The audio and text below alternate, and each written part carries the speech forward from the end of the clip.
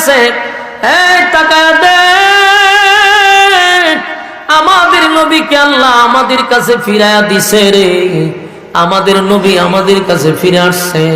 যখন সবাই নবী নবী বলে চিৎকার দেওয়া শুরু করছে, ইউনুস নবী আশ্চর্য হয়ে গেল।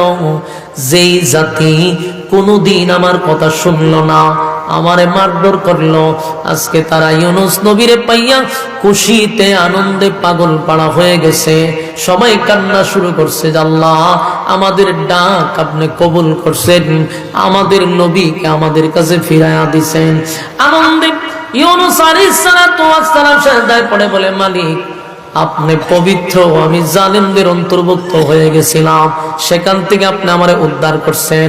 আল্লাহ আপনি আমারে নিয়ামত ফিরাইয়া দিছেন। আল্লাহর নবী খুশি হইয়া মালিকের শুকরিয়া আদায় করতে লাগলো। ওই নির্ওয়া নামক শহরের মানুষ তারা আল্লাহর নবীকে হারাইয়া এত কান্না কাঁদছে, এত তওবা করছে, মালিক তাদের ডাক শুইনা তাদের নবীকেও ফিরাইয়া দিছে। মূলত ছিল একটা পরীক্ষা, কারণ প্রত্যেক নবী রাসূলকে আল্লাহ পরীক্ষা করছে। পরীক্ষায় যখন আপনি পাস করবেন প্রমোশন বাড়বে, ঠিক তেমনি ভাবে আমাদের উপরও পরীক্ষা আসবে। যারা আমরা নিজেদেরকে ইমানদার দাবি করি আমাদের উপর পরীক্ষা আসবে। পরীক্ষা ছাড়া আল্লাহ জান্নাত দিবে না। আমরাও যে আছি ইমানদার দাবি করি, ইমানের পরীক্ষা আছে, প্রত্যেকের উপর ইমানের পরীক্ষা হবে, আর সেই পরীক্ষার মধ্যে ফাঁস করতে হবে। আল্লাহ যদি পরীক্ষা ফাঁস করো, কানাত লাহুম জান্নাতুল ফিরদাউসি নুজুলা, আমি ওয়াদা দিলাম ফেরদাউস জান্নাতুল ফিরদাউসের মেহমান তোমাদেরকে বানায়া দিব। সুবহানাল্লাহ, রাজি আছি তো ইনশাআল্লাহ?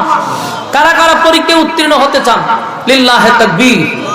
আল্লাহ আমাদের সবাইকে কথাগুলির উপরে আমল করা এবং বলনেওয়ালা শুননেওয়ালা উভয়কে সহি আমল করার তৌফিক দান করে সকলে বলে আমিন। আসসালামু আলাইকুম ওয়া রাহমাতুল্লাহি ওয়া বারাকাতুহু। আলহামদুলিল্লাহ আলহামদুলিল্লাহিল আকরামিল্লাযী খালাকাল ইনসানা ওয়া কাররাম وعلمه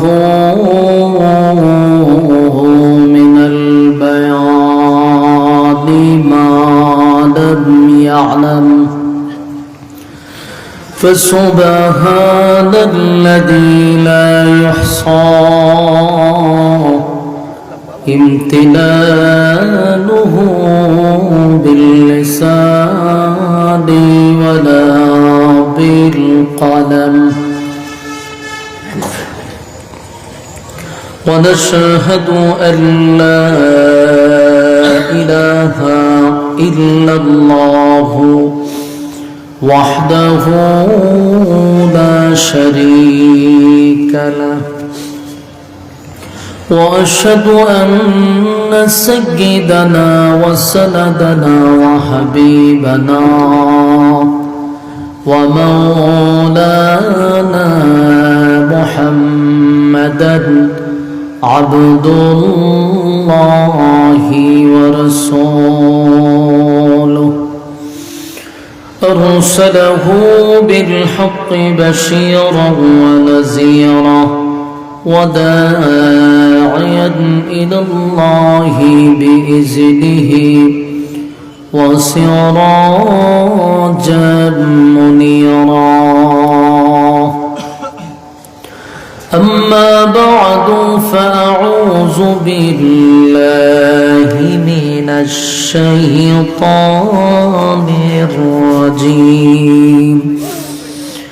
بسم الله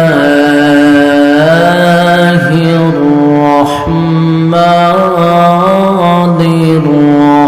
الرحيم. وظنون إذ ذهب مغاضبا فظن أن لن نقدر عليه فنادى في الظلمات أن لا إله إلا أنت سبحانك إني كنت من الظالمين. فاستجبنا له ونجيناه من الغم وكذلك ننجي المؤمنين صدق الله العظيم وصدق رسوله النبي الكريم ونحن على ذلك من الشاهدين والشاكرين والحمد لله رب العالمين درود الشريف قرآن اللهم صل على محمد وعلى آل محمد كما صليت على إبراهيم وعلى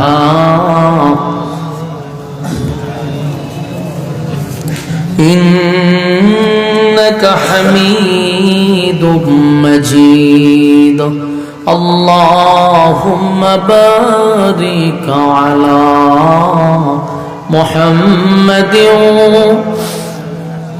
وعلى آل محمد كما باركت على إبراهيم وعلى إنك حميد مجيد الحمد لله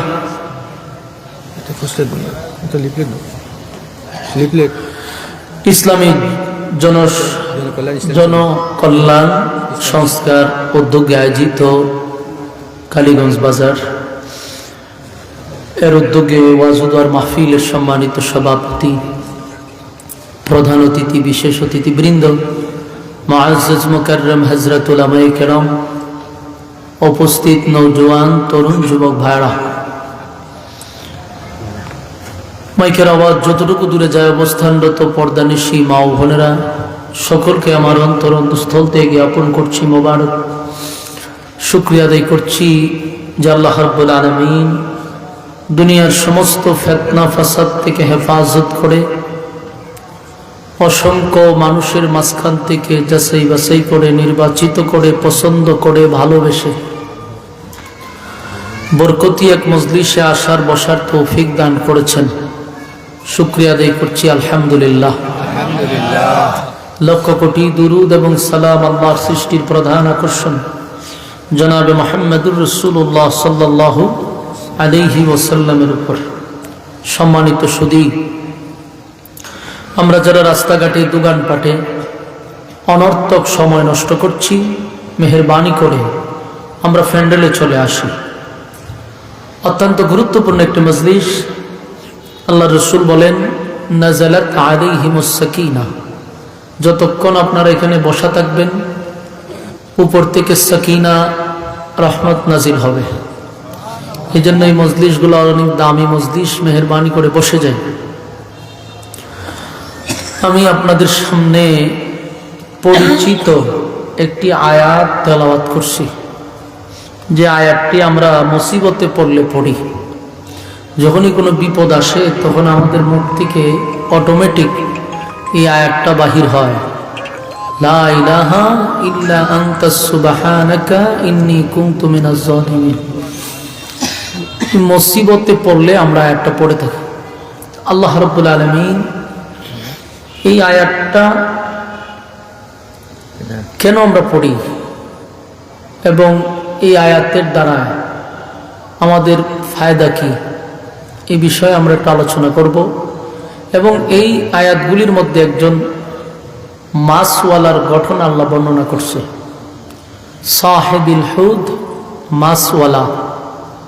আবার ওয়াজান্নুন, এটার অর্থ মাছওয়ালা। তো যে মাছওয়ালার ঘটনা আল্লাহ বর্ণনা করছে, উনি কোনো মাছের ব্যবসাও করতেন না, মাছ চাষ করতেন না, কিন্তু এরপরে ওনার উফাদি মাছওয়ালা। যেমন কেউ বাদাম বিক্রি করলে আমরা বলি বাদামওয়ালা, ঠিক না? ইকুডা কমান।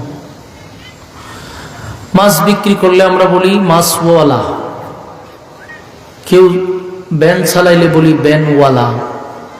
কিন্তু যাকে আল্লাহ মাছওয়ালা বলছে উনি মাছের ব্যবসাও করতেন না, মাছ চাষও করতেন না। ওনাকে মাছওয়ালা বললো কেন? নিশ্চয়ই মাছের সাথে ওনার কোনো না কোনো একটা সম্পর্ক আছে। তা আল্লাহ বলেন মাছওয়ালার ঘটনা শোনো। ইরাকে একটা জায়গার নাম ছিল নিনোয়া নামক শহর। সেখানে প্রায় 4.5 লক্ষ থেকে 4 লক্ষ মানুষের বসবাস। এই শহরের মানুষগুলা সবাই বিধর্মী ছিল। তো এই বিধর্মী মানুষের মাঝখানে একজন মাছওয়ালাকে আল্লাহ পাঠাইলেন, উফাদি মাছওয়ালা। কিন্তু ওনার নাম ছিল হযরত ইউনুস আলাইহিস সালাতু ওয়াস সালাম। ইউনুস নবীর নামের উফাদি মাছওয়ালা। তো উনি নিনোয়া নামক শহরে দাওয়াত দিছে, কালেমার দাওয়াত। মানুষের দ্বারে দ্বারে কালেমার দাওয়াত পৌঁছাইছে প্রায় 40 বছর। 40 বছর কালেমার দাওয়াত উনি দিছে একা দ্বারা। কিন্তু আশ্চর্যের বিষয় হলো 40 বছরের ভিতরে একটা মানুষও কালেমা পড়ে নাই। ইন্না লিল্লাহ। কত বছর? 40 বছর। একজন আল্লাহর পাঠানো পয়গম্বর নবী হইয়া উনি দাওয়াত দিলেন 40 বছর। এরপরও একটা মানুষ কালেমা পড়ল না। এখন আপনারাই বলেনি ওই সমাজের মানুষগুলা কত খারাপ ছিল, কত তেরা ছিল। বর্তমান যুগে আপনি যদি আপনার এই মসজিদ অথবা মাদ্রাসার কোনো হুজুররে একটা হিন্দু পাড়ায় পাঠায় দেন 1 মাসের জন্য, আমি বিশ্বাস করি 1 মাস উনি দাওয়াত দিলে কয়েকজন কালেমা পড়বে। বিশ্বাস হয় কেন? আমাদের মতো বক্তাদের ওয়াজ শুনে ইউটিউবে অনেকে কালেমা পড়ছে। এমনকি আমার কাছে আয়সা কাগজপত্র নিয়ে আসছে, আয়সা কালেমা পড়েই মানাচ্ছে অনেক হিন্দু। তো চিন্তা করলাম সরাসরি দাওয়াত না দিয়া সোশ্যাল মিডিয়ার মাধ্যমে বয়ান শুনে যদি কালেমা পড়তে পারে, আর আমরা যদি মাঠে লাইমা কাজ করতাম, তাহলে কত মানুষ কালেমা পড়ত। এই যুগের মানুষ এতটা খারাপ ছিল না, ওই যুগের মানুষ যতটা খারাপ ছিল। কারণ সারা পৃথিবীর সব আলেমদেরকে যদি আপনি এক পাল্লাবায় রাখেন, একজন নবীর জুতার ধুলা যদি আরেক পাল্লাবায় রাখেন, সমান হবে? নবীর জুতার ধুলার সমান হবে না। তাহলে সেই নবী 40 বছর দাওয়াত দিল একা দ্বারা, একটা মানুষও কালেমা পড়ল না। কালেমা তো পড়ে না, এটা তো একটা সাবজেক্ট। কিন্তু এরা কালেমা তো পড়েই নাই, উল্টো ইউনুস নবীর এরা রক্তাক্ত করছে, মারধর করছে। দাওয়াত লইয়া গেলেই এরা মারধর করে, হাসি তামসা করে, টিটকারি মস্কারি করে। এরপরে উনি ধৈর্যের সাথে দাওয়াত দিলেন 40টা বছর। চারটিখানি কথা নয়। এক পর্যায়ে ইউনুস নবী আল্লাহর কাছে বলল, আল্লাহ কই পাঠাইলেন? 40টা বছর দাওয়াত দিলাম, কালেমা তো পড়লই না, উল্টা আমার মারধর করে, রক্তাক্ত করে। এই জাতির কাছে দাওয়াত দিয়ে আর কতটুকু আগাবে? আল্লাহ হয় আপনি একটা কাজ করেন, এদেরকে বলেন আমি তাদেরকে গজব দিব। এরা যদি কালেমা না পড়ে আমি তাদেরকে গজব দিয়ে ধ্বংস করে দিব।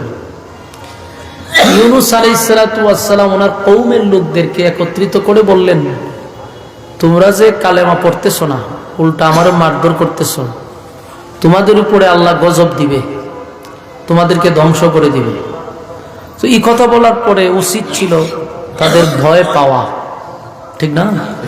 ভয় পাওয়ার কথা। এটা কেমন জাতি চিন্তা করেন? ভয় তো পাইলই না, উল্টা আরো টিটকারি মস্কারি করে যে তাই নাকি গজব আসবে? তো কখন আসবে? দিন তারিখ ঠিক হয়েছে নি? ইউনুস নবী যখন তাদেরকে গজবের ভয় দেখায়, তারা কয় কখন গজব আসবে তার দিন তারিখ আমাদেরকে বইলা রাখেন। ইউনুস পয়গম্বর আল্লাহর কাছে বললেন, আল্লাহ আপনি বললেন তাদেরকে গজবের ভয় দেখানোর জন্য।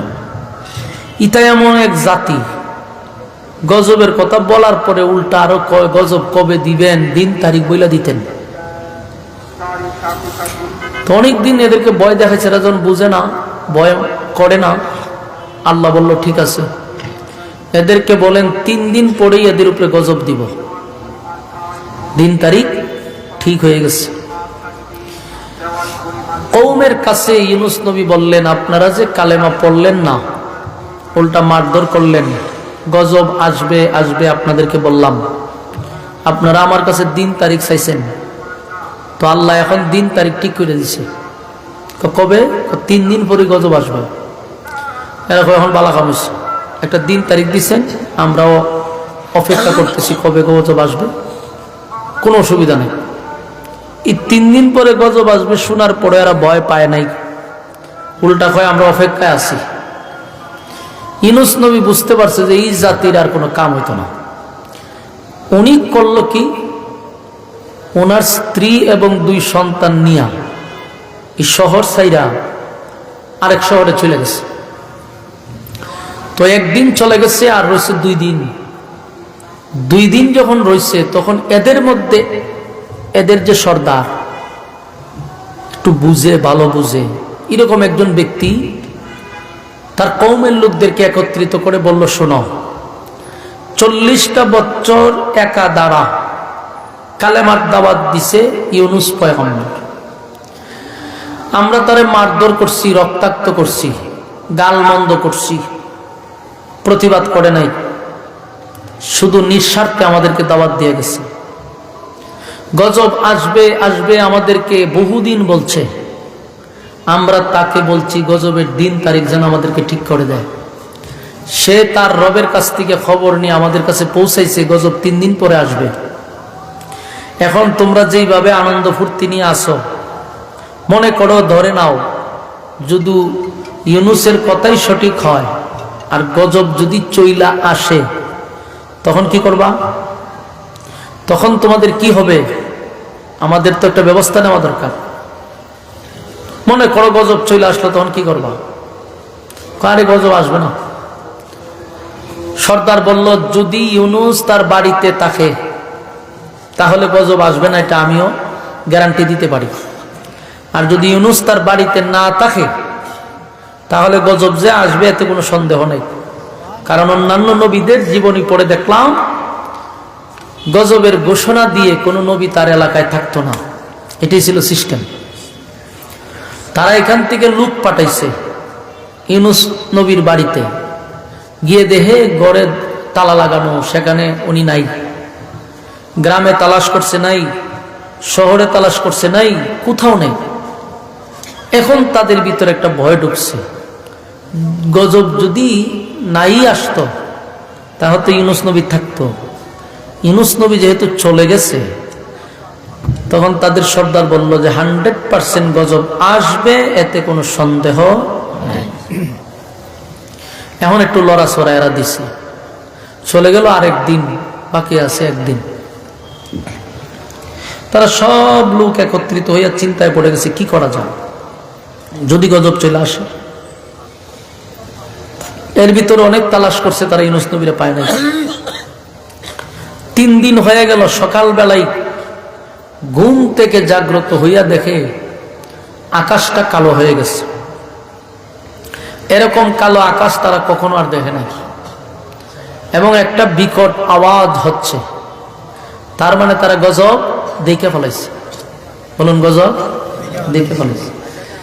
এখন তার ভিতরে পূর্ণ ভয় ঢুকছে যে গজব তো আমরা দেখে ফেলাইছি, এখন আমাদের বাঁচার উপায় কি? তারা চিল্লাচিল্লি শুরু করছে। সমস্ত মানুষগুলা ঘর থেকে বাহির হইয়া ময়দানে চলে আসছে। তারা চিৎকার দিতেছে আর বলতেছে, আমরা কি করলাম, কি করলাম? আমরা আমাদের ইউনূসকে চিনতে পারিনি। সে যে বলছিল গজব আসবে, তাকায়া দেখো গজব কিন্তু আমরা দেখে ফেলাইছি। কথা কি বুঝতেছেন? আল্লাহ কিন্তু মাছওয়ালার ঘটনা বর্ণনা করতেছে। মাছওয়ালার আমি শুধু পরিচয় করাইতেছি। وَظَنُّونَ إِذْ ذَهَبَ مُغَاضِبًا فَظَنَّ أَن لَّن نَّقْدِرَ عَلَيْهِ فنادى في الظلمات আল্লাহ বলেন মাছওয়ালার ঘটনা বর্ণনা করতেছি। সামনে মাছওয়ালার ঘটনা আছে। নিনওয়া নামক শহরের মানুষগুলা এখন তারা বুঝতে পারছে গজব আমরা দেখছি নিজের চোখে, আকাশটা কালো হয়ে গেছে, বিকট একটা আওয়াজ হচ্ছে। তার মানে ইউনূস আমাদেরকে যে গজবের ভয় দেখাইছিল সেই গজব এখন আমাদের মাথার উপরে। গজব অলরেডি দেখে লেছে। কমে না বাড়ি খায় গজব তারা এখন দেখছে। গজব দেখার পরে তারা এখন নিশ্চিত হয়েছে যে ইউনূস যা বলছে তাই সঠিক হয়ে গেছে। সমস্ত নিনওয়া নামক শহরের মানুষ ঘর থেকে বাহির হইয়া তারা চলে আসছে ময়দানে, আর কান্নার রোল ফলাইয়া দিল। কি করলাম আমরা, কি করলাম বুঝতে পারি নাই, চিনতে পারি নাই। একাধারে 40টা বছর পর্যন্ত ইউনূস আলাইহিস সালাতু ওয়াস সালাম আমাদেরকে দাওয়াত দিল রে, নিঃস্বার্থে আমাদের বাড়ির ধারে ধারে আইসা কালেমার দাওয়াত দিছে, একত্ববাদী খোদার দাওয়াত দিল। তার দাওয়াত গ্রহণ করলাম না, তারে নবী হিসাবে মানলাম না, উল্টা তার উপরে আমরা আঘাত করলাম, তারে মারধর করলাম, রক্তাক্ত করলাম। এখন তো নিশ্চিত আমরা গজব দেখছি, আমাদেরকে গজব দিয়া ধ্বংস করা হবে। কান্না শুরু করছে আর কয় আমরা যদি এখন ইউনূসরে পাইতাম, ইউনূসের সাক্ষাৎ যদি আমরা পাইতাম গো, ইউনূসের কাছে গিয়ে আমরা মাপ চাইতাম, হাতে পায়ে ধরে তার কাছে বলতাম ইউনূস আমরা ভুল করছি, অপরাধ করছি, আমাদেরকে মাফ করে দাও, আর এমন ভুল আমাদের দ্বারায় হবে না। এখন তো ইউনূস আমরা পাবো না, ইউনূস থাকলে তার কাছে কালেমা পড়ে ঈমান আনতাম, কিন্তু এখন ইউনূসরে তালাশ করেও পাই না। নিনওয়া নামক শহরের সর্দার যিনি, ওই লোকটা ডাক দেয়া কয় শোনো, গোটা শহর তালাশ করলেও ইউনূসরে পাওয়া যাবে না। ইউনূসের আশা করতে করতে গজব আইসা আমাদেরকে ধ্বংস করে দিবে, এতে কোনো সন্দেহ নেই। এখন আমাদের করণীয় হলো ইউনূস তো নাই, ইউনূসরে আমরা পাবো না, তাই আমরা নিজে নিজে ইউনূসের রবের উপরে ঈমান আনি। আমাদের কৃত কর্মের জন্য আমরা লজ্জিত হই, আমরা মাপ চাই। তার রব যদি আমাদেরকে মাফ করে দেয়, এ সারা বাঁচার কোনো উপায় নাই রে। নিনওয়া নামক শহরের মানুষগুলি সেজদায় পড়ে তারা কান্না শুরু করছে আর বলে মালিক অন্যায় করছি, অপরাধ করছি, বুঝতে পারি নাই, নিজের মাথায় নিজে কুড়াল মারছি, আমাদের নবীর আমরা চিনতে পারি না। 40টা বছর আমাদেরকে দাওয়াত দিল, নিঃস্বার্থে দাওয়াত দিল, আমরা তার দাওয়াত গ্রহণ করলাম না, বরং তারে রক্তাক্ত করলাম, তারে আমরা মারধর করলাম। মালিক আমাদের সমস্ত গুনার উপরে আমরা লজ্জিত, আমরা জুলুম করছি, আমরা জালেম। আল্লাহ আমরা আপনার কাছে মাপ চাই, আমাদেরকে মাফ করে দেন। আমরা যদি আমার নবীদেরকে, আমরা যদি ইউনূস নবীরে আবার আমরা পাই, আমরা তার কাছে ঈমান আনবো, আমরা তার নবী হিসাবে মেনে নিব। আর এখন যেহেতু ইউনূস নবী নাই, আল্লাহ আমরা সকলেই আপনার উপরে ঈমান আনলাম, আমরা ইউনূস নবীর রবের উপরে ঈমান আনছি, আর কোনদিন আমরা এমন অপকর্ম লিপ্ত হব না। আল্লাহ আপনার জমিনে তাইকা আপনার নাফরমানি আমরা করব না। এইভাবে যখন তারা তাদের সমস্ত গুনার উপরে লজ্জিত হয়ে গেছে রে, তারা তাদের কৃতকর্মের উপরে লজ্জিত, সেজদায় পড়ে তারা কান্না শুরু করছে। কানতে কানতে কানতে কানতে তারা বলতে লাগলো আল্লাহ এই গজব থেকে আমাদেরকে আপনি রক্ষা করেন, আমাদের নিজের হাতের বানানো, নিজেরাই ডেকে আমরা গজব আনছি, আমরা বুঝতে পারি নাই। আল্লাহর এমন কাজ হবে না। যেই মাত্র মালিকের দরবারে কানতি মিনতি করে অতীতের গুনার উপরে তারা লজ্জিত, এবং সবাই আল্লাহর কুদরতি ভাবে সেজদায় পড়ছে, ঈমান আনছে, আল্লাহ ডাক দেয়া বলে, জিব্রাইল রে, গজব দেওয়ার কথা ছিল, নিনুয়া নামক শহর ধ্বংস করে দিব, আমার বন্ধুর সঙ্গে ওয়াদা করছি, কিন্তু আমি এখন গজব কোথায় দিব? গজব তো দেওয়ার কথা ছিল নাফরমানের উপরে।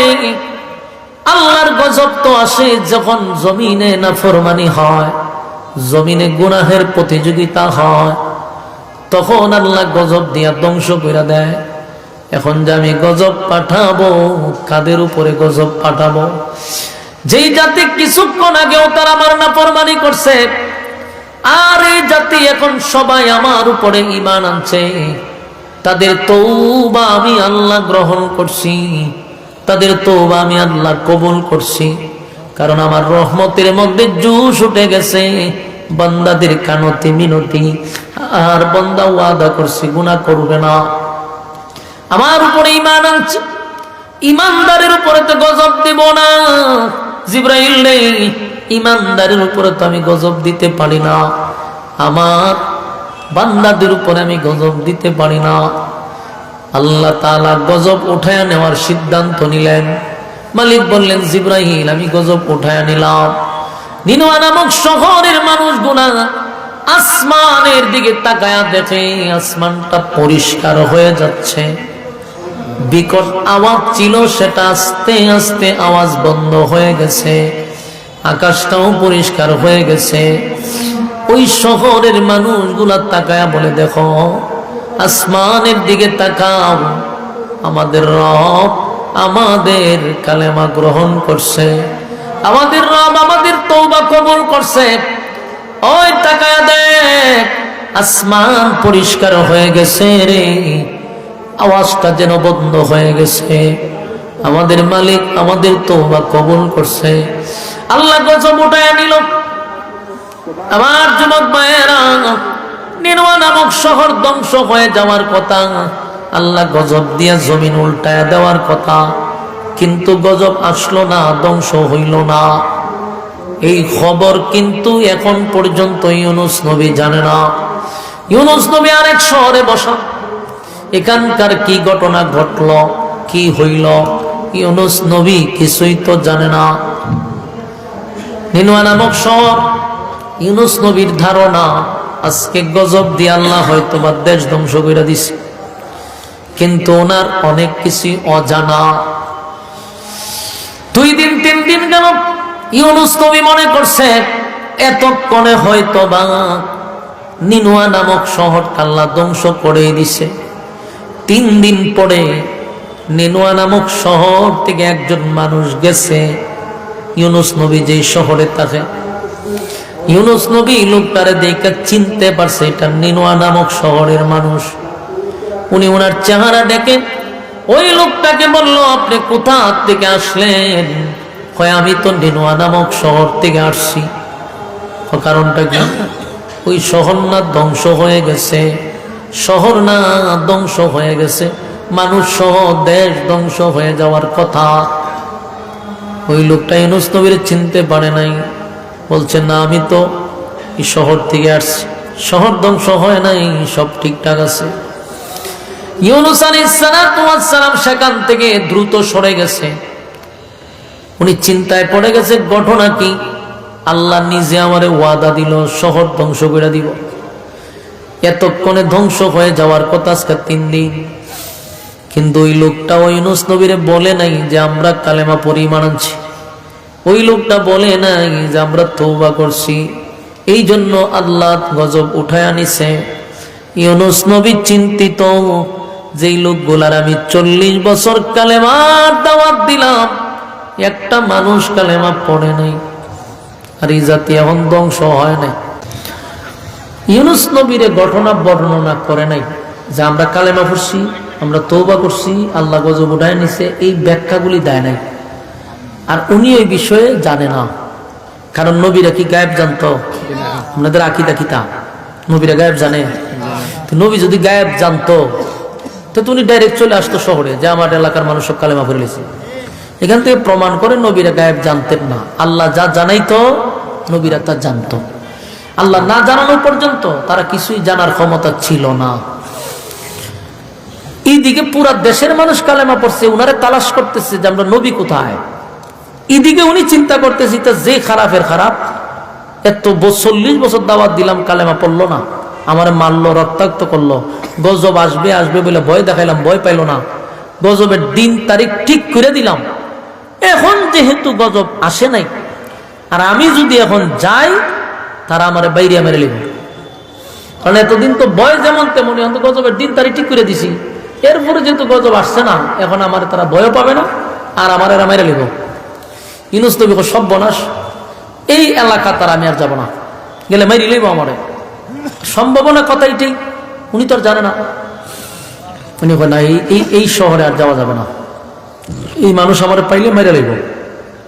উনি ব্যক্তিগত একটা সিদ্ধান্ত নিল যে আমি আর এই দেশেই থাকতাম না, আমি দেশ থেকে বিদেশ চলে যাব। এই সিদ্ধান্তটা কি আল্লাহর পক্ষ থেকে না ওনার ব্যক্তিগত? এটা ওনার ব্যক্তিগত সিদ্ধান্ত, কারণ এখন পর্যন্ত ওহী আসে নাই, ওনার আল্লাহ কিছু এখন পর্যন্ত জানাই নাই। কিন্তু এর আগে উনি সিদ্ধান্ত নিছে শহরেই থাকবো না, দেশেই থাকবো না, আমি দেশ ছেড়ে বিদেশ চলে যাব। এটা ওনার ব্যক্তিগত সিদ্ধান্ত। উনি করলো কি, ওনার স্ত্রী এবং সন্তান লইয়া বিদেশের উদ্দেশ্যে রওনা দিছে। আল্লাহ বলেন ওয়াজান্নুন إذ ذهب مغاضبا فظن أن لن نقدر عليه فنادى في الظلمات। মাছওয়ালা মনে করছে আমি তারে ছেড়ে দিব, কিন্তু আল্লাহ হয় মাছওয়ালার আমি ছেড়ে দেই নাই, পাকড়াও করছি।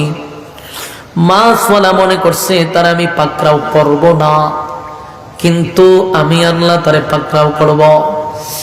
মাছওয়ালা ব্যক্তিগত সিদ্ধান্ত নিছে রে, আল্লাহর সিদ্ধান্তের অপেক্ষা করে নাই, ওহী আসে নাই, উনি দেশ ছেড়ে বিদেশ যাওয়ার সিদ্ধান্ত নিছে।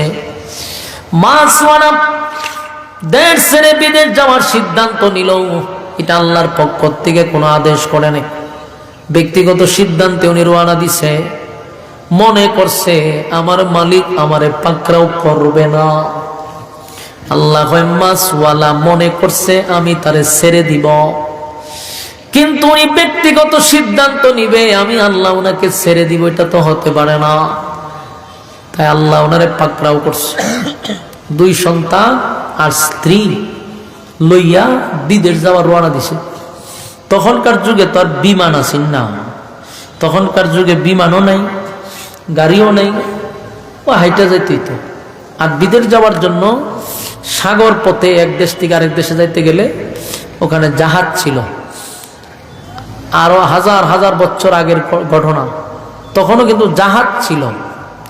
জাহাজ মূলত তৈরি হয়েছে নূহ আলাইহিস সালামের যুগ থেকে, এবং এই জাহাজ যে তৈরি করছে নূহ আলাইহিস সালাম, এটার স্বয়ং ইঞ্জিনিয়ার ছিল জিবরাইল আলাইহিস সালাম। আসেনি সুবহানাল্লাহ? বিল্ডিং করতে ইঞ্জিনিয়ার লাগে না? ইঞ্জিনিয়ারে প্ল্যান দিলে এরপরে মেস্তুরে কাজ করে। জিবরাইল আলাইহিস সালাম নিজে ইঞ্জিনিয়ার ছিল, এটার পুরা 3D বাইর করছে, বাইর করে না দিছে যে এইভাবে বানাবেন। তো জাহাজ তৈরি হয়েছে নূহ আলাইহিস সালাম থেকে। তো তখন জাহাজ ছিল, ইউনূস নবীর আমলেও জাহাজ ছিল, কিন্তু ইঞ্জিল ছিল না। এখন যে আমরা ইঞ্জিল দিয়া চালাই দ্রুত জায়গায়, এরকম ইঞ্জিলা ছিল না। জাহাজের মধ্যে কাপড় টাঙাইয়া ফাল তৈরি কইরা বাতাসে নিয়ে যেত। তো ইউনূস নবীর টার্গেট হলো আমি যদি বিদেশ যেতে চাই তাহলে সাগরের কিনারায় যেতে হবে, সেখান থেকে যাত্রীবাহী জাহাজ দিয়ে আমি আরেক দেশে চলে যাব। এই সিদ্ধান্তে ওনার স্ত্রী এবং 2 সন্তানকে নিয়ে রওনা দিছে। হাঁটতে হাঁটতে উনি যখন রাস্তা দিয়ে যাচ্ছিল, হঠাৎ করে ওনাকে কিছু বকাটে ছেলে, উগ্র কিছু ছেলে ফেলেরা ওনারে আটকেছে। আটকায়া বলল যে এই রাস্তা দিয়ে আমরা কোনো মহিলাকে যেতে দেই না, আমাদের সর্দারের নির্দেশ, এখান দিয়ে কোনো মহিলা গেলে আমরা তাদেরকে আটকায়া দিই।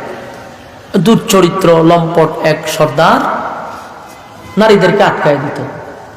ইউনূস নবী তাদেরকে বহু বুঝাইল যে আমি আল্লাহর পয়গম্বর, উনি আমার বিবি, তোমরা এই কাজ করতে পারো না। কিন্তু এরার কথা এই কথা আমারও শুনে লাভ নাই, কারণ সুরেখার ধর্ম বুঝে। ইউনূস নবীর বিবিরে তারা আটকায়া দিছে।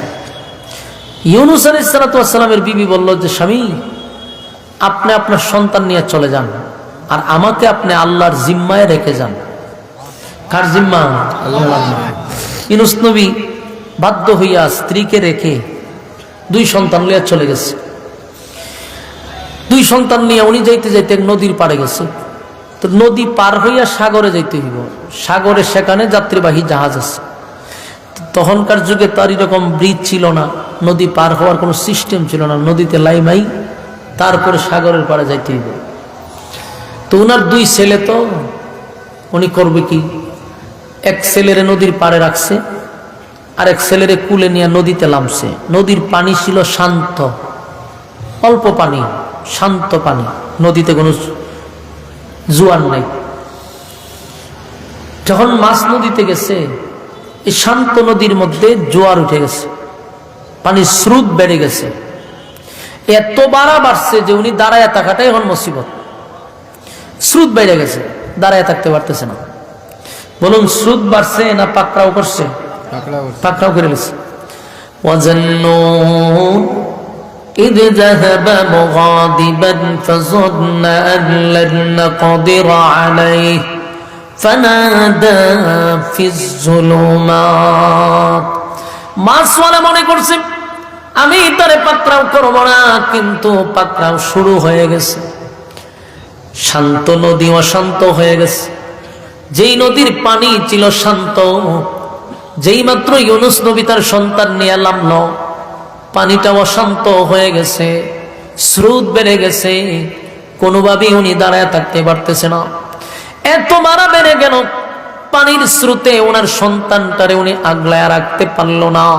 হাত থেকে সন্তানটা ছুটে গেছে, পানির ঢেউয়ে, পানির স্রোতে তার সন্তানরে বাসায় লয়ে গেছে। বুঝতেছেন কথা? বাবার হাত থেকে যদি সন্তানকে পানির স্রোতে নিয়ে যায়, ওই বাবা কি সেখানে ঠিক থাকতে পারে? কথা দেখুন না আপনারা। বাবা হইয়া সন্তানকে আগলায় রাখতে পারলো না, পানির স্রোতে ওনাকে বাসায় নিয়ে গেল বাচ্চাটারে। আল্লাহ পাকড়াও শুরু করছে। ইউনূস নবী মনে করছে তারে আল্লাহ পাকড়াও করবে না। পাকড়াও শুরু হয়ে গেছে রে। ইউনূস নবী এখন অপারগ। নদীর থেকে উঠে যখন পারে দাঁড়াইলো, পানি শান্ত হয়ে গেছে। এবার ছোট ছেলে হারাইয়া বড় ছেলেটাকে আবার নিয়ে নদীতে নামবে, এমন সময় একটা বাঘ আইসা বড় ছেলেটা হলে দূর বসে। ইন্না না, এক ছেলেরে পানির স্রোতে বাসায় নিছে, আর এক ছেলেরে বাঘে নিয়ে গেছে, আর বিবিরে রাস্তায় আটকায় দিছে। সব কিছু মিলাইয়া আল্লাহ পাকড়াও করছে। ইউনূস আলাইহিস সালাতু ওয়াস সালাম মাছওয়ালা মনে করছে আমি আল্লাহ তারে পাকড়াও করব না, কিন্তু পাকড়াও করে ফেলছি। স্ত্রী আটকায়া দিল, এক সন্তানকে পানির স্রোতে বাসায় নিল, আরেক সন্তানকে বাগে নিয়ে দৌড় মারল। ইউনূস নবী বড় অসহায়, ক্লান্ত শরীর নিয়া বাধ্য হইয়া সিদ্ধান্ত চেঞ্জ করে নাই, বিদেশ যাবে। নদী পার হইছে, নদী পার হইয়া সাগরের কিনারায় দাঁড়াইছে। জাহাজ আসছে, জাহাজে উঠছে, যাত্রীবাহী জাহাজ। যখন সেখানে লোকে পুরাটাই বুকিং হয়েছে, তখন জাহাজ ছেড়ে দিছে। উনি চুপচাপ জাহাজের ভিতরে বসে চিন্তিত, কারণ সন্তান হারাইছে, স্ত্রী হারাইছে। অনেক কষ্ট নিয়া জাহাজের ভিতরে বসা, মনটা বেশি ভালো না। জাহাজ তার চলতেছে, চলতে চলতে মাঝ সাগরে যাওয়ার পরে এখন তার জাহাজ যায় না, জাগাতি ঘুরে। কি করে? জাগাত ঘুরে। জাগাত ঘুরে না পাকড়াও শুরু হয়েছে? এখনো পাকড়াও শেষ হয় নাই। জাহাজ জায়গায় ঘুরতেছে, জাহাজের নাবিক সহ যাত্রীরা সহ আশ্চর্য হয়ে গেল। চিল্লা চিল্লি শুরু হয়ে গেছে, কি হয়ে গেল রে? আমরা তো এই সাগর দিয়া যাই, আসা যাওয়া করি, কোনদিন জাহাজ তো এমন ভাবে জায়গায় ঘুরে নাই। কি হইল যে এখন জায়গাতেই ঘুরে? মূলত আল্লাহ পাকড়াও করতেছে। এখন এই জাহাজের যত যাত্রী ছিল, নাবিক সহ সবাই তো চিন্তিত, যেটা যে জায়গায় ঘুরতেছে, আজকাল তো পানির নিচে চলে যায় তো শেষ। আমরা কান্নাকাটি শুরু করছে সবাই। কিন্তু এদের মাথার মধ্যে এত মেধা আল্লাহ দিছিল, যদিও তারা বিধর্মী ছিল কিন্তু মেধা আছে, মেধা থাকার কথা। তারা বিধর্মী হইলেও আমরা যে গুণাগুলি করি এই গুণাগুলো তো তারা করে নাই। তখন মেধা ভালো ছিল, তাদের যুগে এত গুণা ছিল না, মিথ্যা এত বলতো না, মানুষের জায়গা দখল করতো না, মানুষেরটা মাইরা খাইতো না, মানুষকে গুম হত্যা করতো না, তারপরে মোবাইলের গুণা ছিল না। আল্লাহ এদেরকে মেধা দিছে। এরা সবাই বৈশাখ গবেষণা শুরু করছে। তখন তার ইঞ্জিল ছিল না যে ইঞ্জিল টিঞ্জিল দেখবো, এমন তো কিছু নাই। তো গবেষণা শুরু করছে, কেন এরকমটা হইল, এরকম তো হওয়ার কথা না। পানির মধ্যে জাহাজ ঘুরে, কারণটা কি? এত মেধা তাদের, চিন্তা করতে করতে এরা কারণ বাইর করে নিচ্ছে, কারণ বাইর করছে। এরা আমরা বুঝতে পারছি গবেষণা করে যে এই জাহাজের ভিতরে এমন একজন ব্যক্তি উঠছে, যেই ব্যক্তি মালিকের ওয়ার্ডার ছাড়া, গোলাম তার মালিকের ওয়ার্ডার ছাড়া চলে আসছে। তাহলে আমরা এই গোলামরে বের করতে হবে, যে গোলাম মালিকের ওয়ার্ডার ছাড়া এই জাহাজে উঠছে। সবাই ঘোষণা দিল যে এই জাহাজের ভিতরে একজন গোলাম আছে, যে মালিকের অনুমতি ছাড়া দেশ ছেড়ে বিদেশ যাওয়ার সিদ্ধান্ত নিছে। এরকম গোলাম থাকলে তুমি হাত তুলো, আমরা তোমাকে জাহাজের থেকে সাগরে ফেলাই দিব। একজনকে যদি ফেলাই দিই, একজন যদি মারা যায়, আমরা সবাই বেঁচে যাব, আর না হয় একজনের কারণে সব মরতেই। ইউনুস নবী বুঝালেছে যে সেই আমি তো সেই গোলাম, যেই গোলাম মালিকের ওয়ার্ডার ছাড়া, মালিকের সিদ্ধান্ত ছাড়া আমি বিদেশ যাইতেছি। এখানে তো আমি সেই গোলাম, আর আমার জন্য জাহাজের সব মানুষ মারা যাবে, এটা তো হতে পারে না। উনি হাত তুললে বলেন যে ভাই, আমি সেই গোলাম, যেই গোলাম মালিকের ওয়ার্ডার ছাড়া দেশ ছেড়ে বিদেশ যাইতেছি। জাহাজের সমস্ত মানুষ ওনার দিকে যখন তাকাইছে, তাকাই আর আশ্চর্য হয়ে গেছে যে না, এত সুন্দর চেহারা। আর নবীদের চেহারা তো যেই যুগে যেই নবী আল্লাহ পাঠাইতো, ওই যুগের মানুষের সবচেয়ে বেশি সুন্দর আল্লাহ নবীরে বানাইতো। ইউনুস নবীর তো নবীর চেহারা, এক দৃষ্টিতে তারা তাকাইয়া সবাই সর্বনাশ, এত সুন্দর মানুষ, গোলাম তো প্রশ্নই আসে না। এখানে আবার তারা যে গোলাম ভাবতেছে, ইউনুস নবী তো সেই গোলাম না। তারা ভাবতেছে কোন গোলাম মালিকের বাড়িতে কাজ করত, মালিকের না জিগাইয়া পলাইয়া বিদেশ যাইতেছে, এটা হলো তাদের ধারণা। আর ইউনুস নবী তো জানে যে আমিও একজন মালিকের অধীনে থাকতাম, সেই মালিকের ওয়ার্ডার ছাড়া আমিও দেশ ছেড়ে বিদেশ যাইতেছি। এরা ভাবছে গোলাম মানে কাজকর্ম করে, এরকম গোলাম মালিকের ওয়ার্ডার ছাড়া বাইকে চলে আসছে। তো তারা যখন ইউনুস নবীর চেহারার দিকে তাকাইছে, কইছে না, আপনার মতো ব্যক্তি তো গোলাম হইতেই পারে না, এত সুন্দর মানুষ, রাজা বাদশার মতো, আপনার চেহারার মধ্যে গোলামের কোনো চাপ নাই। আমরা যদি আপনাকে এখন সাগরে ফালাইয়া দিই পানিতে, তাহলে এতে বিপরীত হবে। এখন তো জাহাজ ঘুরে সাগরের উপর দিয়া, আর আপনারে ফালাইলে এই জাহাজ পানির নিচে যাবো গা, নিচে গিয়ে ঘুরবো। এরা ভয়ে ইউনুস নবীর কথা বিশ্বাস করলো না, না না, আপনি গোলাম হতেই পারেন না। তারা সবাই জিজ্ঞাসা করলো, বলো তোমাদের মধ্যে কে মালিকের ওয়ার্ডার ছাড়া বাইকে আসছো? তোমাদের জন্য, একজনের জন্য আমরা সবাই মারা যাব। ইউনুস নবী বুঝাইলো, তারা বুঝে নাই। শেষে তারা একটা সিদ্ধান্ত নিছে, এটা হইল লটারি, যে আমরা সবার নাম লিখব, লটারিতে টান দিব, যার নাম উঠে আমরা তার দইরা পানি ফেলাই দেব, একজন মরে এলাম আমরা বেঁচে যাব। লটারিতে সবার নাম লিখছে, যেই মাত্র লটারি টান দিছে ইউনুস নবীর নাম উঠছে। সুবহানাল্লাহ, ইউনুস নবীর নাম উঠছে। তো জাহাজের সবাই বলতেছে, ঘটনা কি? আমরা তো ওনাকে বাঁচাইতে চাই, উনি তো গোলামের কোনো লক্ষণ নাই, কিন্তু নাম তো ওনার উঠছে। সবাই কোনো কোনো জায়গাতে আমাদের ভুল হয়েছে, আরেকবার লটারি টান দাও। আরেকবার যখন টান দিছে, ইউনুস নবীর নামই উঠছে।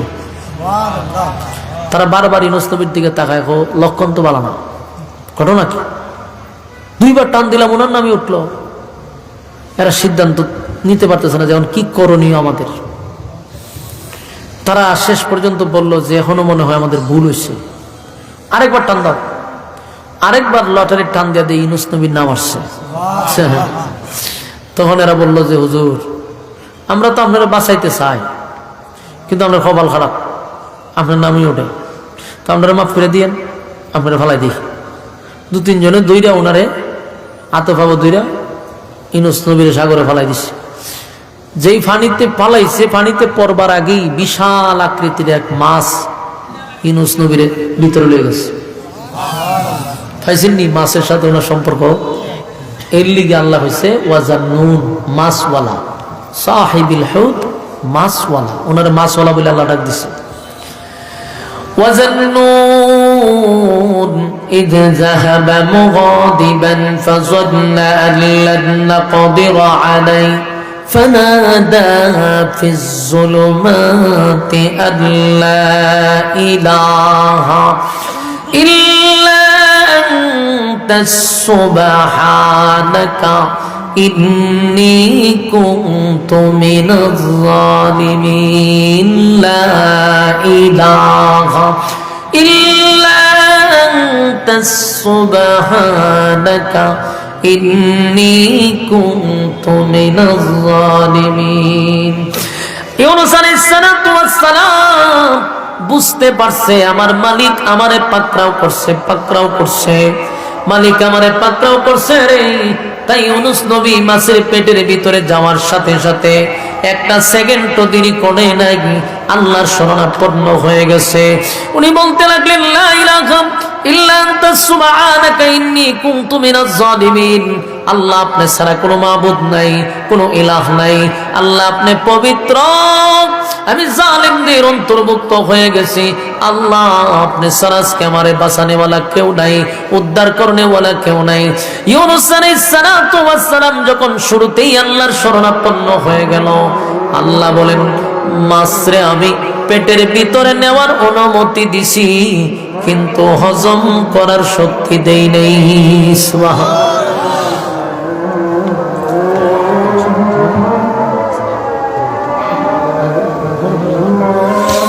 ইউনূস আলাইহিস সালাতু ওয়াস সালাম, এই বসেন, এখানে আজান দিব, 7:30 আজান দিব, বসেন। এখন দেখেন ইউনূস নবীকে, ইউনূস আলাইহিস সালাতু ওয়াস সালাম যখন মাছের পেটের ভিতরে ঢুকছে, তখন স্বাভাবিকভাবে মাছের পেটের ভিতরে গেলে কি আর কেউ বাঁচে? কথা দিবেন না, আপনার এলাকাতে কেউ বাঁচছে না? আপনারও লক্ষণে হয় মাছের পেটের ভিতরে ঢুকলে বাঁচার কোনো সুযোগ নাই, শেষ। সাপে যদি কাউরে খায় বাঁচা যাব, বাঘে খাইলে বাঁচার কোনো সিস্টেম নাই। ইউনূস নবীরে যখন মাছের পেটের ভিতরে ঢুকছে, কোন জায়গায় তো এরকমও দেখছি লেখা যে যেই মাছটা ওনারা খাইছে আরেক মাছ ওনারা আবার এই মাছটা খাই দিছে, 2 মাছের পেটের ভিতরে গেছে ইউনূস নবী। তাহলে চিন্তা করেন কত ভয়ঙ্কর অবস্থায় আছে। কিন্তু আল্লাহ হয় আমি ফেটে নেওয়ার অনুমতি দিছি, হজম করার অনুমতি দেই নাই। কথা কি বুঝতেছে? তো মাছের পেটের ভিতরে উনি ঢুকছে, আল্লাহ হয়েছে মাছ হজম করার শক্তি তোকে আমি দেই নাই। কিন্তু ইউনূস নবী ওই মাছের পেটের ভিতরে যাওয়ার পরে একটা সেকেন্ড উনি দেরি করছে না, বিপদে পড়ছে, মুসিবতে পড়ছে, শরণাপন্ন হয়েছে কার? হ্যাঁ, এখানে এই আলোচনার মূল শিক্ষণীয় জায়গাটাই হলো এই জায়গা। আমরা যখন মুসিবতে পড়ব, আমরা যখন বিপদে পড়ব, তখন কার শরণাপন্ন হব? আমরা মুসিবতে পড়লে আল্লাহকে ডাকবো, একমাত্র বাঁচানেওয়ালা আল্লাহ।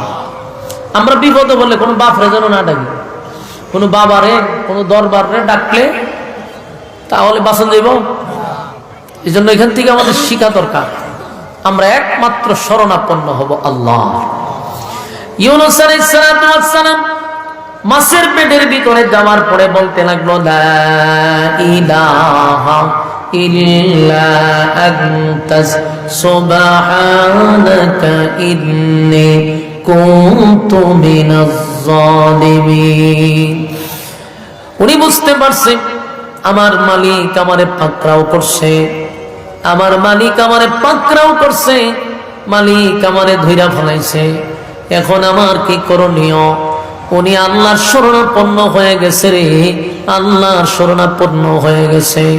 সাথে সাথে উনি দেরি করে নাই, আল্লাহ আপনি ছাড়া আর কোনো মাবুদ নাই, আল্লাহ আপনি ছাড়া বাঁচানেওয়ালা কেউ নাই, আপনি পবিত্র, আমি জালেমদের অন্তর্ভুক্ত, আল্লাহ আমি আমার নিজের উপরে জুলুম করছি। এইভাবে যখন ডাকতে লাগলো, একদিন দুই দিন নয়, মাছের পেটের ভিতরে ইউনুস পয়গম্বর কমপক্ষে 40 দিন এই মাছের পেটের ভিতরে ছিল। 40 দিনের ভিতরে একটা সেকেন্ডের জন্য উনি আল্লাহর সাহায্য থেকে উনি বঞ্চিত হয় নাই। সব সময় বলতেছিল, আল্লাহ আপনি ছাড়া কোনো মাবুদ নাই, আল্লাহ আপনি ছাড়া বাঁচানেওয়ালা কেউ নাই, আল্লাহ আপনি পবিত্র, আমি জালেমদের অন্তর্ভুক্ত। উনি নিজের অপরাধী আল্লাহর সামনে অবস্থান করছে যে আল্লাহ আমি নিজেই অপরাধ করছি, আমার ভুল ছিল, আমার সিদ্ধান্তের মধ্যে ভুল ছিল, নিজের অপরাধ মালিকের কাছে উনি স্বীকার করলো আর আল্লাহর কাছে সাহায্য চাইল। একদিন দুই দিন নয়, প্রায় টানা 40 দিন। কয়দিন? 40 দিন পর্যন্ত উনি আল্লাহর দরবারে সাহায্য প্রার্থনা করছে। আল্লাহ ইউনুস যখন আমার ডাকে, লা ইলাহা ইল্লা আনতা সুবহানাকা ইন্নী কুনতু মিনাজ জালিমিন। ইউনুস যখন আমার ডাকতেছিল, আমি আল্লাহ তার ডাক শুনছি এবং তারে আমি সাহায্য করছি। ফাস্তাজাবনা লাহু ওয়া নাজ্জাইনাহু মিনাল গাম। ইউনুসের ডাক শুনছি, শুধু তাই নয়, আমি আল্লাহ এই কঠিন মুসিবত থেকে, ইউনুস কিন্তু 3টা অন্ধকারের ভিতরে ছিল। এক হলো রাতের অন্ধকার, আরেক হলো পানির অন্ধকার, আরেকটা হলো মাছের পেটের ভিতরের অন্ধকার। 3টা অন্ধকারের ভিতরে তার ডাক আর কেউ শুনে না, পৃথিবীর কেউ তার ডাক শোনার কথা না। 3টা অন্ধকারের ভিতরে বৈশা আল্লাহর শরণাপন্ন হয়ে গেছে। আল্লাহ কয়, আমি ইউনুসের ডাক শুনছি, শুধু তাই না, আমি ইউনুসকে অক্ষত অবস্থায়, সুস্থ অবস্থায় আমি তারে আবার ফিরাইয়া দিলাম। মাছের পেটের ভিতরে আমার মালিক ব্যথা সৃষ্টি করছে রে, এমন ভাবে ব্যথা সৃষ্টি হয়ে গেল, মাছটা সাগরের ভিতরে দৌড়াইতে দৌড়াইতে সাগরের কিনারায় আইসা উগলাইয়া ইউনুস নবীরে বাহির করে দিছে। জোরে কোন সুবহান। 40 দিন পরে মাছের পেটের ভিতর থেকে জীবিত সুস্থ অক্ষত অবস্থায় উনি ফিরে আসছে। আল্লাহ রাব্বুল আলামিন চাইলে পারে কি পারে না? মালিক চাইলে পারে, এটাই হলো তার একটা প্রমাণ। আল্লাহ কয়, মাছওয়ালার ঘটনা তোমরা শুনো। মাছওয়ালারে আমি পাকড়াও করছি, মাছওয়ালা নিজের অপরাধ স্বীকার করছে। মাছওয়ালা আছে আমার কাছে যখন নিজের অপরাধ স্বীকার করে দিছে, আমার কাছে সাহায্য চাইছে, আমি আল্লাহ তারে সুস্থ অবস্থায় ফিরাইয়া দিছি। আমার যুবক ভাইরা, শুধু তাই না, শেষের অংশে আল্লাহ বলেন, ওয়া কাযালিকা নুজিল মুমিনিন।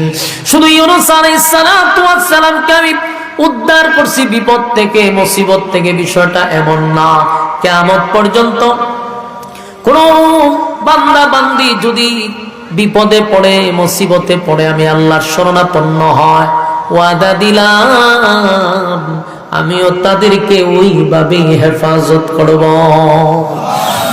তাই আমরা মুসিবতের মধ্যে পড়লে, বিপদের মধ্যে পড়লে আমরা আল্লাহর শরণাপন্ন হব।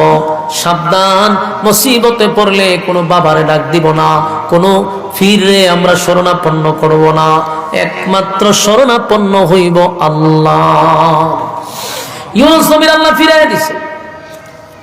সাগরের পারে যখন ওনাকে মাছ উগলাইয়া দিল, দীর্ঘদিন মাছের পেটের ভিতরে থাকার কারণে উনি একটু দুর্বল, উঠতে পারে না, একেবারে শোয়া অবস্থায় ছিল।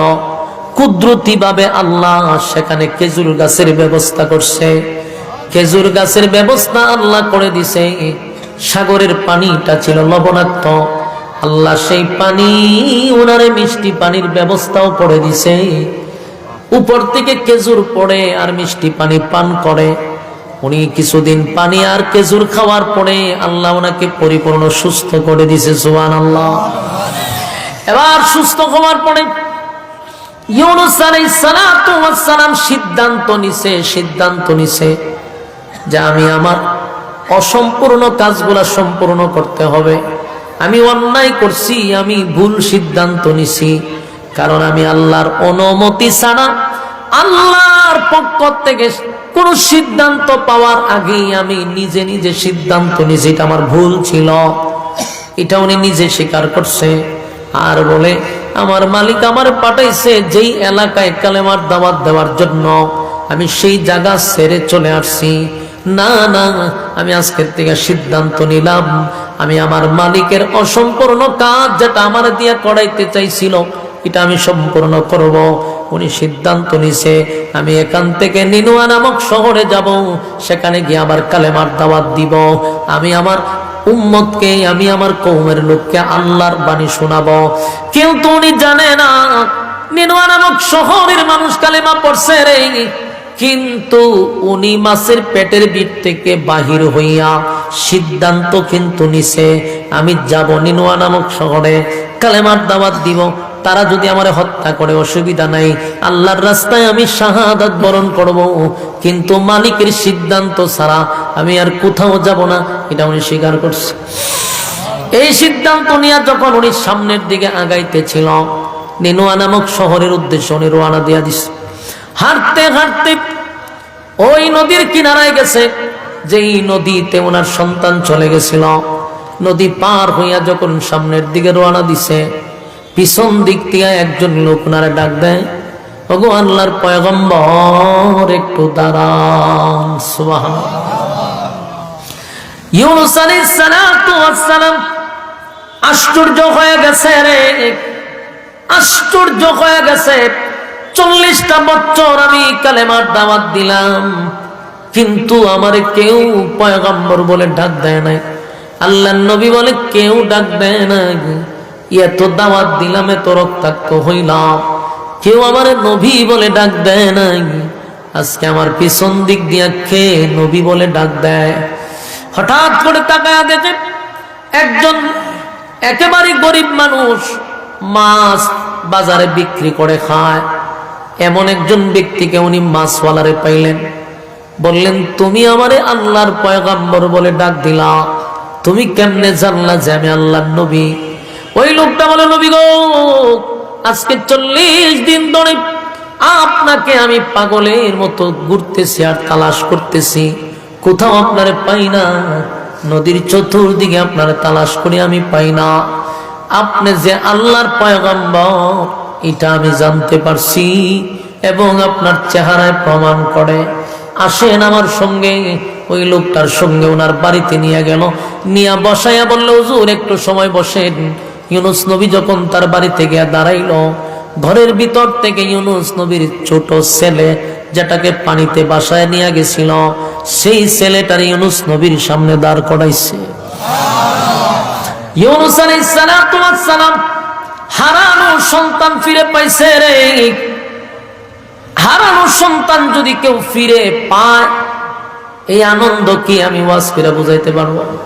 কথা বললেন, আপনার সন্তান হারায় গেছে, অথবা আপনি তার আশা ছেড়ে দিয়েছেন, মারা গেছে, সেই সন্তান যদি আপনি ফিরে পান, আপনার অবস্থা আমি ওয়াজ করে বুঝাইতে পারবো না। এমন পরিস্থিতিতে ইউনূস আলাইহিস সালাতু ওয়াস সালাম তার বাচ্চাকে জড়ায়া ধরল, চুমু দেয় আর বলে, আল্লাহর কুদরতি পায়ে সেজদা দিয়া শুকরিয়া আদায় করে, মালিক আমার কলিজার টুকরা সন্তানকে আপনি ফিরাইয়া দিছেন। এইভাবে যখন শুকরিয়া আদায় করতেছিল, আর আল্লাহর শুকরিয়া আদায় করে মাছওয়ালারে জিজ্ঞাসা করে, ভাই আমার সন্তান তো পানির স্রোতে ভেসে চলে গেছিল, আমি তারে ধইরা রাখতে পারছি না, কোথায় পাইলেন, কেমনে পাইলেন? বলে, নবী গো, আমি প্রতিদিন নদীতে মাছ ধরি, হঠাৎ করে দেখি আপনার সন্তান এই নদীর পাড়ে বসা, কোনো ধরনের তার শরীরে কোনো স্পট নাই, আমি তারে কোলে করে নিয়ে আসছি। শুধু এতটুক একজন মানুষ আমাকে জানাইছে, এই সন্তান নবীর সন্তান, সাবধান, কোনো বেয়াদবি করিস না। সেদিন থেকে আমি আপনাকে তালাশ করতেছিলাম, ইউনূস আলাইহিস সালাতু ওয়াস সালাম আল্লাহর শুকরিয়া আদায় করলো, সন্তান ফিরে পাইল। কিন্তু ওই যে উনি সিদ্ধান্ত নিছে আমি আবার নিনুয়া নামক শহরে যাব, আমার মালিক আমার যে কাজের জন্য পাঠাইছে সেই কাজ আমি সম্পূর্ণ করব। সন্তানটারে কুলে নিয়া নিনুয়া নামক শহরের উদ্দেশ্যে রওনা দিছে। রাস্তা দিয়ে যাওয়ার সময় হঠাৎ করে একজন কাঠুরিয়া পাহাড়ের উচ্চ টিলার থেকে ডাক দেয়া হয়, আল্লাহর পয়গম্বর একটু দাঁড়ান। সুবহানাল্লাহ। ইউনূস আলাইহিস সালাতু ওয়াস সালাম ডানে বামে তাকায়া বলে, কে রে? 40 বছর আমি কালেমার দাওয়াত দিলাম, কেউ আমারে নবী বলে ডাক দিল না। কত মাইর খাইলাম, কত রক্ত ঝরাইলাম, আজকে আমারে পিছন দিক দিয়ে নবী বলে ডাক দেন। কাঠুরিয়া নবীর কাছে এসে আল্লাহর পয়গম্বর চলেন আমার বাড়িতে। গেল উনি তার বাড়িতে। হুজুর আপনি একটু বসেন, আমি আপনাকে তালাশ করতেছিলাম। ঘরের ভিতর থেকে ইউনূস নবীর বড় ছেলেটারে ওনার সামনে দাঁড় করাইছে। সুবহানাল্লাহ। যেই ছেলেটাকে বাগে নিয়ে গেছিল, ইউনূস আলাইহিস সালাতু ওয়াস সালাম জড়ায় ধরে কান্দে আর বলে, মালিক, হারানো সন্তান আমি ফিরে পাইছি গো। আমার সন্তানকে আপনি আমার বুকে ফিরাইয়া দিছেন। সেজদায় পরে ইউনূস নবী কান্দে আর জিজ্ঞাসা করে, তুমি কেমনে আমার সন্তানরে পাইলা? বলে, হুজুর আমার কাছে একজন আপনার সন্তানকে রেখে গেছে, আর বলছে এটা আল্লাহর পয়গম্বরের সন্তান, বেয়াদবি করবি না। আমার যুবক ভাইরা, ইউনূস আলাইহিস সালাতু ওয়াস সালাম 2 সন্তান ফিরে পাইল। আনন্দ আছে না নাই? ইউনূস নবী তার সন্তান ফিরে পাইছে। হারানো সন্তান যখন ফিরে পায় বাবার মনে কত আনন্দ। সুবহানাল্লাহ। সন্তান পাইয়া বড় খুশি। ইউনূস আলাইহিস সালাতু ওয়াস সালাম, ইউনূস পয়গম্বর সন্তান 2 জনকে কোলে নিয়া নিনুয়া নামক শহরের উদ্দেশ্যে রওনা দিছে। রাস্তার মধ্যে দেখে কতগুলা বকাটে ছেলে ওনার আটকায়, হুজুর চলেন আমাদের সঙ্গে। এই যুবকদের সঙ্গে গিয়া দেখে ওনার বিবি একটা জায়গায় বসা। ওনার বিবিরে দেখা উনি তাকায় আছেন, ঘটনা কি? আর পাশে একটা লোক প্যারালাইসিসে শুয়ে আছে। জিজ্ঞাসা যে কি? ইউনূস নবীর বউ বিবি বলে যে, স্বামী আপনি আমার যেরকম রেখে গেছিলেন, যেই রকম রেখে গেছিলেন, আপনার আমানতের মধ্যে কোনো খেয়ানত হয় নাই। সুবহানাল্লাহ। দেখে এক লোক প্যারালাইসিস হয়ে বসে রয়েছে। জিজ্ঞাসার অবস্থা কেটে বলে, চরিত্র খারাপ, এ আইসা আমার ধরত, আল্লাহর পক্ষ থেকে প্যারালাইসিস হয়ে গেছে। প্যারালাইসিস হয়ে পড়ে রয়েছে।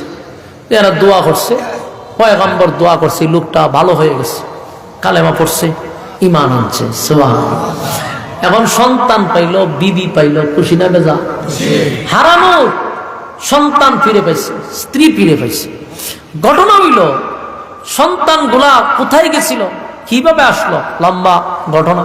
কিন্তু মূল জায়গা হলো ইউনূস নবী যখন সিদ্ধান্ত নিছিল দেশ ছেড়ে বিদেশ যাবে, এই সিদ্ধান্তটা আল্লাহর পক্ষ থেকে ছিল না, এটা ব্যক্তিগত। এই জন্য আল্লাহ ওনাকে পাকড়াও করছে। পাকড়াও করার পরে ওনাকে একটা পরীক্ষার মধ্যে আল্লাহ ফালাই দিল। সেই পরীক্ষা উনি দিল 40 দিন। আর এই পরীক্ষার মধ্যে উনি ফার্স্ট ডিভিশনে পাস করছে। প্রত্যেকটা নবী রাসূলকে আল্লাহ পরীক্ষার সম্মুখীন করছে। প্রতিটা নবী পরীক্ষা দিছে। ইউনূস নবীও পরীক্ষা দিল। সেই পরীক্ষায় আল্লাহকে একটা সেকেন্ডের জন্য উনি ভুলে নাই। আর আল্লাহ ওনাকে পরীক্ষায় ফালাইয়া ওনার যে ঘাটতিগুলা ছিল, এই কষ্ট দিয়ে এই ঘাটতিগুলো পূরণ করছে।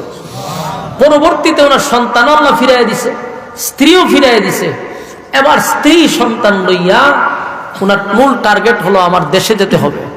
এখনো উনি জানে না এই দেশের মানুষ যে কালেমা পড়ছে। এরপরে উনি নিনুয়া নামক শহরে ঢুকছে।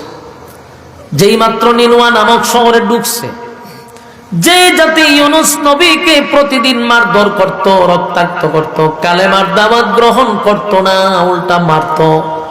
গজবের কথা বললে তারা বলতো গজব কখন আসবে। ইউনূস নবীর কথা তারা শুনতো না, টিটকারি মস্কারি করত, টিটকারি মস্কারি করত। ইউনূস নবী সেই নিনুয়া নামক শহরে যখন উনি পাড়া দিছে, নিনুয়া নামক শহরের মানুষগুলো যখন দেখছে ইউনূস নবী চলে আসছে, তারা চিৎকার দিয়া শুরু করছে, শুনছ আমাদের নবী আমাদের মধ্যে ফিরে আসছে। সুবহানাল্লাহ। গোরা নির্মা নামক শহরের মানুষ আনন্দে আত্মখানা পাগল পাগল হয়ে গেছে। এই তাকায় দেখ, আমাদের নবীকে আল্লাহ আমাদের কাছে ফিরাইয়া দিছে রে। আমাদের নবী আমাদের কাছে ফিরে আসছে। যখন সবাই নবী নবী বলে চিৎকার দেওয়া শুরু করছে, ইউনুস নবী আশ্চর্য হয়ে গেল। যেই জাতি কোনদিন আমার কথা শুনলো না, আমারে মারধর করলো, আজকে তারা ইউনুস নবীরে পাইয়া খুশিতে আনন্দে পাগল পাড়া হয়ে গেছে। সবাই কান্না শুরু করছে, আল্লাহ আমাদের ডাক আপনি কবুল করছেন, আমাদের নবীকে আমাদের কাছে ফিরাইয়া দিছেন। আনন্দে ইউনুস আলাইহিস সালাতু ওয়াস সালাম সিজদায় পড়ে বলে, মালিক আপনি পবিত্র, আমি জালিমদের অন্তর্ভুক্ত হয়ে গেছিলাম, সেখান থেকে আপনি আমারে উদ্ধার করছেন। আল্লাহ আপনি আমারে নিয়ামত ফিরাইয়া দিছেন। আল্লাহর নবী খুশি হইয়া মালিকের শুকরিয়া আদায় করতে লাগলো। ওই নির্মা নামক শহরের মানুষ তারা আল্লাহর নবীকে হারাইয়া এত কান্না কাঁদছে, এত তওবা করছে, মালিক তাদের ডাক শুই না তাদের নবীকেও ফিরাইয়া দিছে। মূলত ছিল একটা পরীক্ষা, কারণ প্রত্যেক নবী রাসূলকে আল্লাহ পরীক্ষা করছে। পরীক্ষায় যখন আপনি পাস করবেন প্রমোশন বাড়বে, ঠিক তেমনি ভাবে আমাদের উপরও পরীক্ষা আসবে। যারা আমরা নিজেদেরকে ইমানদার দাবি করি আমাদের উপর পরীক্ষা আসবে। পরীক্ষা ছাড়া আল্লাহ জান্নাত দিবে না। আমরাও যে আছি ইমানদার দাবি করি, ইমানের পরীক্ষা আছে, প্রত্যেকের উপর ইমানের পরীক্ষা হবে, আর সেই পরীক্ষার মধ্যে ফাঁস করতে হবে। আল্লাহ যদি পরীক্ষায় ফাঁস করো, কানাত লাহুম জান্নাতুল ফিরদাউসি নুজুলা, আমি ওয়াদা দিলাম ফেরদাউস জান্নাতুল ফিরদাউসের মেহমান তোমাদেরকে বানায়া দিব। সুবহানাল্লাহ। রাজি আছি তো ইনশাআল্লাহ? কারা কারা পরীক্ষায় উত্তীর্ণ হতে চান? লিল্লাহি তাকবীর। আল্লাহ আমাদের সবাইকে কথাগুলির উপরে আমল করার এবং বলনেওয়ালা শুননেওয়ালা উভয়কে সহি আমল করার তৌফিক দান করে সকলে বলে আমিন। আসসালামু আলাইকুম ওয়া রাহমাতুল্লাহি ওয়া বারাকাতুহু।